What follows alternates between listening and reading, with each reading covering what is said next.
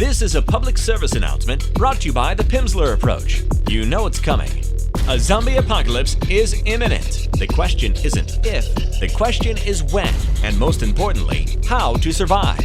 In order to give you the best odds of staying alive, we've delved into recent research in necroneurology and identified several key features of zombie behavior.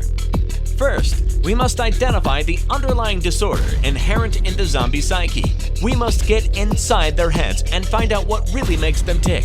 Zombies suffer from consciousness deficit hypoactivity disorder, CDHD, or the loss of rational, voluntary, and conscious behavior replaced by delusional, impulsive aggression, the inability to coordinate motor linguistic behaviors, and perhaps the most problematic issue, an insatiable appetite for human flesh. Second, we must understand the zombie brain structure. Through detailed scans, the exact brain areas that have been destroyed can be reconstructed, allowing us to see significant brain tissue loss. Recreated in the human brain, the damage profile corroborates the behavioral problems of zombies. Luckily, these very problems offer us strategies we can implement to avoid being bitten, and most important, continue staying alive. Survival tip number 1. It is easy to observe zombies' slow and uncoordinated movements caused by damage to the cerebellum. This severe ataxia makes them move at a snail's pace and allows the human to easily outrun them. Don't worry about warming up, just run. This may be enough to reach a safe hiding place. Survival tip number 2.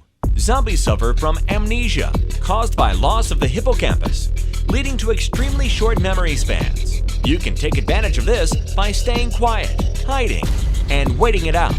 If they do find you, see tip number 1 and sprint. Survival tip number 3. Due to damage to the parietal cortices, zombies can't feel pain. If you can't kill them by damaging the brainstem, don't try to fight them. They won't feel a thing. Instead of tiring yourself out, try a single swipe at their heads with an axe. Completely detaching the head from the spine is optimal. Survival tip number 4. Zombies are very easily distracted due to the loss of the posterior parietal cortices. It is difficult for them to coordinate hand-eye movements, perceive more than one object at a time, or fixate their eyes. Take advantage of this defect by distracting them. Throw a ball for them to fetch. Or better yet, hand them something they can really relate to. An electronic gadget such as a smartphone or iPad. Survival tip number 5. If you are unable to outrun approaching zombies, try mimicking them. Due to their confusion and misconceptions, they'll mistake you for one of them, buying you critical moments for escape. Remember, when we understand a zombie's head, we avoid becoming one of the undead.